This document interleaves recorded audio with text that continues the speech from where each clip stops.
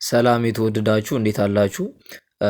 ባርሴሎናን በሚመለከት ትንሽ ፕሮግራም ሰርተናል። ያውም የሚያሳየው ከቼልሲ ጨዋታ በኋላ የተፈጠረው ባርሴሎና ለየት ያለና በጣም የአምናውን ባርሴሎና የሚመስል ነገር እየታየ ነው።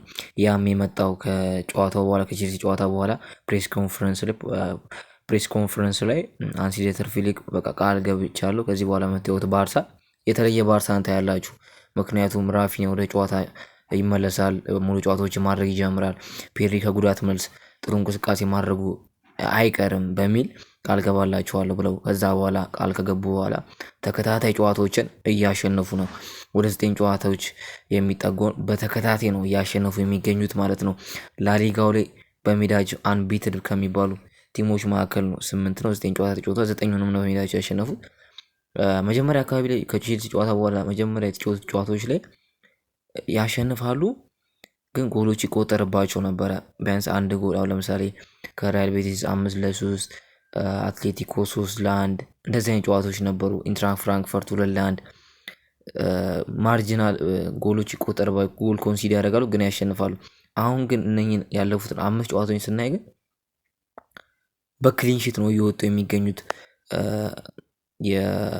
በኮፓ ድራ ላይ የመጀመሪያው ዙር ጨዋታ ላይ 2-0 አሸነፉ።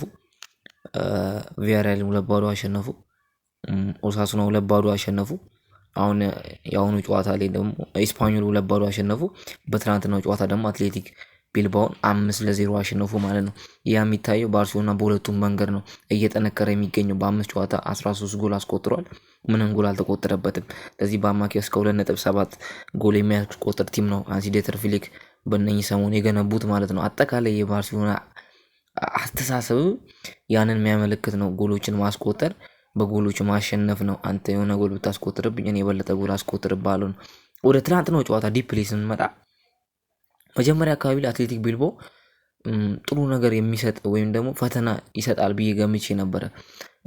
እንደ ኢስፓኞሉ ጨዋታ ፊሊክ ቤንቹን ይጠቀመዋል በቃ ሰከንድ ሃፍ የሚል ነገር ነበር የሚመስለው። መጀመሪያ አካባቢ የመጀመሪያ ሙከራውን ራሱ ለማድረግ ደቂቆች ወስዶበት ነበር የባርሴሎና ቲም ማለት ነው።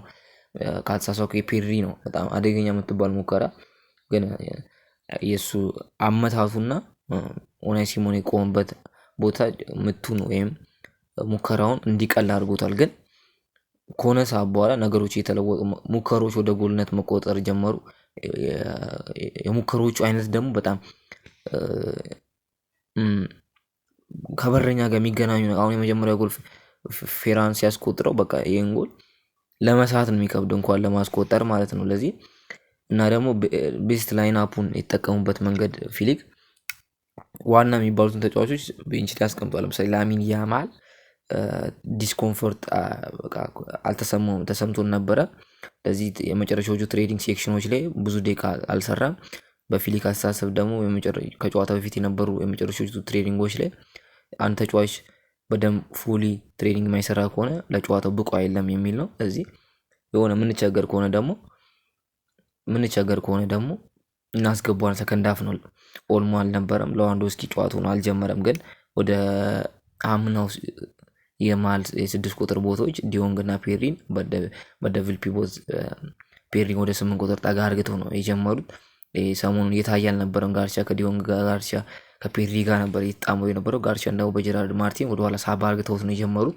ስለዚህ በጣም ከዚህ በኋላ ይጠቀሙበታል የሚባሉትን አስተላለፍ ተጫዋቾችን ነው እየሞከሩ። ከጨዋታው በፊት አንሲ ፊሊክ ምን አሉ? የባርሳን ጥሩ ቲም ታዩታላችሁ ብለው ነበረ አትሌቲኮ ቢልባኦ ማለት ነው። ከዛ መጀመሪያ አካባቢ አትሌቲኮ ቢልባኦ ጫና ከፈጠረ በኋላ ፌራን ቶሬዝ የመጀመሪያውን ጎል ካስቆጠረ በኋላ ነገሮች ሁሉ ተቀየሩ ማለት ነው። ባርሳን ፍሪ ሆኖ መጫወት ጀመረ።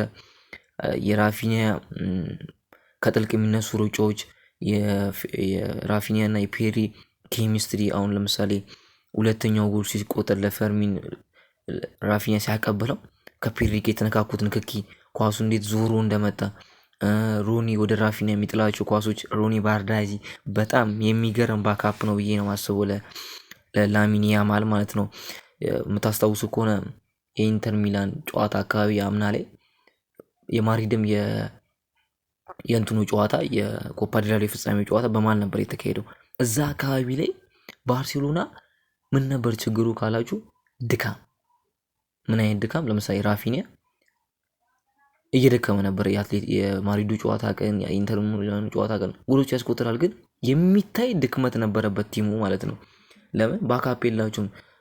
ፌራን፣ ራፊኒያ፣ ሌዋንዶስኪና ያማል ናቸው። በቃ ሌዋንዶስኪ ተጎዳ፣ ሶስቱ ብቻ ናቸው አጥቂዎች የቀሩት ማለት። ግን አሁን ላይ ላሚን ያማል 90 ደቂቃ 80 ደቂቃ መጫወት የለበትም። በቃ ወሳኝ የሚባሉ የሻምፒየንስ ሊግ የኖክአውት ስቴጆች ላይ እያስገቡ ፉሊ እንዲጫወት። አሁን ለምሳሌ ራፊኒያ ትላንትና 2 ጎል አስቆጠረ፣ ገና ተቀይሮ ገባ። ሌላ ባካፕ ራይፎርድ ይገባል ማለት ነው። ፌራን ቢወጣል ሌቫንዶስኪ ይኖራል ማለት ነው። ስለዚህ በእያንዳንዱ ቦታ 2 ተጫዋቾች። የትላንትናው ጨዋታ የባርሴሎና ቤጅ በጣም ያስገርም ነው። ኦልሞ፣ ሌቫንዶስኪ፣ ራሽፎርድ፣ ሼዝኒ በእያንዳንዱ ቦታ ላይ አሪፍ ባካፕ ያላቸው ተጫዋቾች ናቸው ማለት ነው።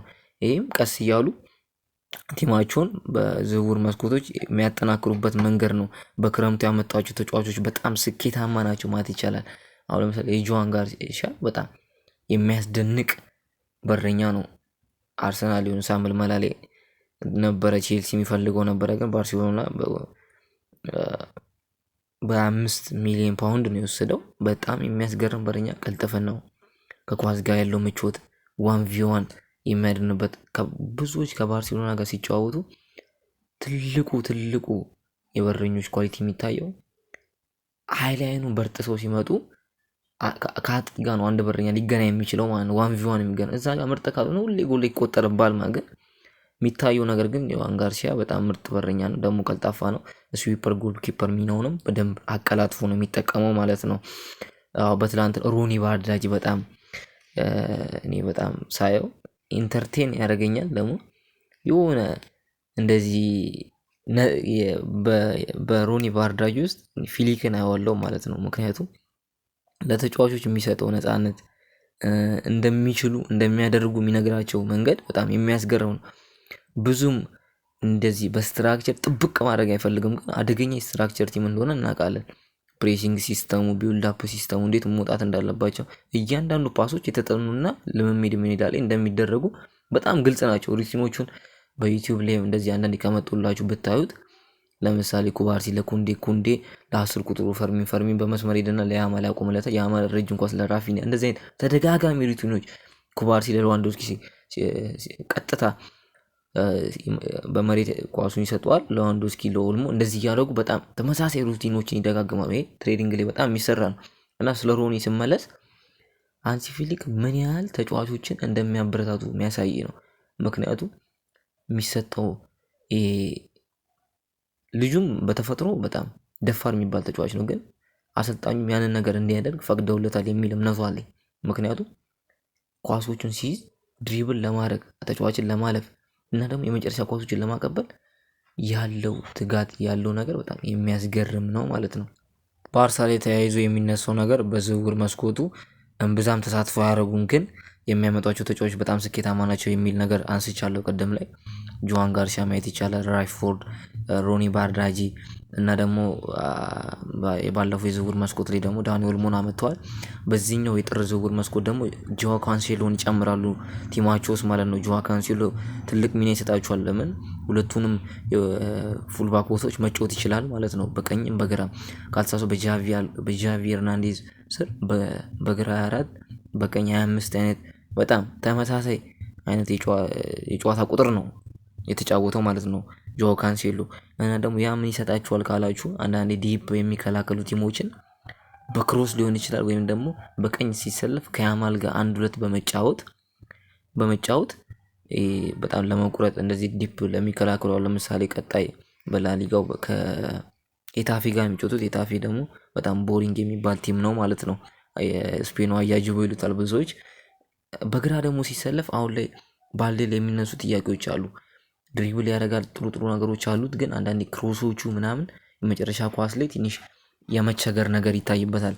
ያ ደግሞ ለባካፕ ለምሳሌ ይህንን ምሳሌ ሁልጊዜ ደጋግመዋለሁ። የኢንተር ጨዋታ ቀን ባልዴ ተጎዳ፣ እዛ ቦታ ላይ ማገባ ጀራርድ ማርቲን። ስለዚህ እንደዚህ አይነት ቢጎዱ ራሱ በቃ ባልዴ ተጎዳ ተብሎ ሲዝን ላይበላሽ ይችላል ማለት ነው። አምና ላይ እንዴት ሰቀቀን እንደነበረ ብዙዎች የባርሳ ደጋፊዎች ያስታውሱታል ማለት ነው። ስለዚህ ባልዴ ከወጣ ካንሴሎ ይገባል ማለት ነው። ያንንም ሃንሲ ፍሊክ አሳይቷል። ብዙ ገንዘብ ለተጫዋቾች የዝውውር መስኮት አናወጣም፣ ብዙ ኤክስትራ ገንዘቦች ቢሊዮኖች፣ 100 ሚሊዮኖች አናወጣም። በጣም ስማርት የሆነ ስራ ነው መስራት ያለብን ነው። 5 ወር ይጫወታል፣ ጥሩ ከሆነ 1 አመት ይሰጡታል። እንደዚህ እያሉ የሚቀጥሉ ነው። ከሚታዩና ካለው አንፃር ባርሴሎናም ክረምት ላይ ብዙ ኢንቨስትመንት ያደርጋል ተብሎ አይጠበቅም ማለት ነው። የሚታየው ነገር በግራ ዊንገር ቦታ ላይ ራይፎርድ የሚቀጥል ነው። ምናልባት ሌዋንዶውስኪን ለመተካት 9 ቁጥር ላይ ቭላሆቪች ራሱን ለባርሴሎና አቅርቧል የሚባል ነገር አለ እና ደግሞ ሴንተር ባክ ላይ የሆነ ነገር ኢንቨስት ካረጉ ባርሴሎና ይህንኑ ቲም ነው ማስቀጠል የሚፈልገው። ወጣት ተጫዋቾች አሉን። ብዙ ጊዜ የላማሲያን ጨዋታዎች ከ20 ዓመት በታች ከ18 ዓመት በታችሁን ሃንሲ ፍሊክ ያሉ ማለት ነው። ከዛም ጥሩ ተጫዋቾችን እያወጡ ነው።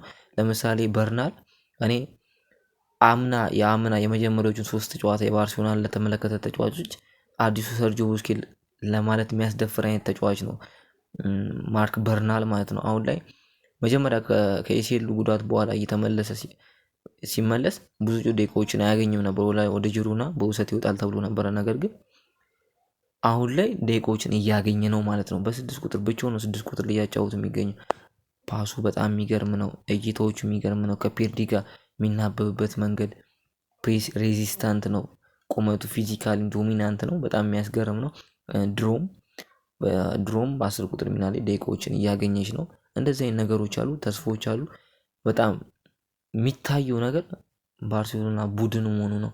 ጨዋታዎችን ለማሸነፍ አንድ ተጫዋች አያስፈልጋቸውም። በሆነ ጨዋታ ላይ ኦልሞ፣ የሆነ ጨዋታ ላይ ፈርሚን፣ የሆነ ጨዋታ ላይ ፌራን፣ የሆነ ጨዋታ ላይ ራፊኒያ፣ የሆነ ጨዋታ ላይ ላሚን ያማል አብሶሊት ሊሆን ይችላል። አንዳንዴ ደግሞ ሌቫንዶስኪ የሚያስፈልግበት ጨዋታ አለ። እንደ ስፓኞሉ ጨዋታ ቀን ደግሞ እንደ ዡዋን ጋርሺያ አይነት ድንቅ ግብ ጠባቂ የሚያስፈልግበት ጨዋታ ቀን አለ ማለት ነው። ኢንትራክ ፍራንክፈርትን ለማሸነፍ ኩንዴ ያስፈልጓቸዋል። እንደዚህ አይነት የቡድን ነገር ነው የሚታየው። አሁን ጎል ኮንትሪቢዩሽኑን ብታዩ ካልተሳሳትኩ ያማል ነው እየመራ የሚገኘው በ19 ጎል ኮንትሪቢዩሽን። ራሱ ፈርሚን ይከተላል 16 ነው። ራይፎርድ 15 እንደዚሁ። ሌቫንዶስኪ ወደ 10 የሚጠጉ ጎሎችን አስቆጥሯል። ኦልሞ ከጉዳት መልስ ጥሩ እየተጫወተ ነው። ራፊኒያ ከጉዳት መልስ በጣም የራሱን አዲሱን ቨርዥን እያሳየን ይገኛል። ትጋቱ፣ ወርክሬቱ ያለው የቡድን መንፈስ ከጨዋታ በኋላ ደግሞ የሰጠው ነገር ነው በጣም የሚያስገርም ነው። ከጨዋታው በኋላ ራፊኒያ ምንድን ያለው ጨዋታዎችን ለማሸነፍ እኛን ተቃራኒ ቲምን አንጠብቅም ነው። ጥሩ መጥፎም ጨዋታ ወይም ቀላልም ጠንካራም ጨዋታ የምናደርገው ራሳችንን ነው ያለው። ምክንያቱም ጥሩ ፕሬስ የምናደርግ ከሆነ፣ ጥሩ ዲፌንሲቭሊ ጠንካራ የምንሆን ከሆነ፣ ፓሶችን ቶሎ የምንቀባበል ከሆነ ጨዋታዎችን ቀላል ለማድረግ ራሳችንን የምናደርገው። ለፍጻሜ ማንን መቅጠም ትፈልጋላችሁ ተብሎ ሲጠየቅ የትኛውም ቲም ይምጣ እኛ ትኩረት የምናደርገው ስለ ራሳችን ነው የሚል ነው። ይሄ በጣም ፖለቲካል የሆነ አስተያየት ነው የሰጠው ማለት ነው። በጣም ትክክል የሆነ አስተያየት ነው። ግን በጣም አላ ራፊኒያ ወደ ቡድኑ መመለስ ነፃነቱ ምናምን ስታዩ በቃ ምንም ራፊኒያ ነው ሮኒ ነው ምናምን ማለት አይደለም። በቃ ዞረ ሃንሲ ፍሊክን እንድታመሰግን የሚያደርግ ነገር ነው። አመሰግናለሁ ተመልካቾች። ባርሴሎና በጣም ውብ እግር ኳስ የሚጫወት ቲም ነው። የምታዳምጡኝ ከሆነ ሰብስክራይብ አድርጉ። አመሰግናለሁ።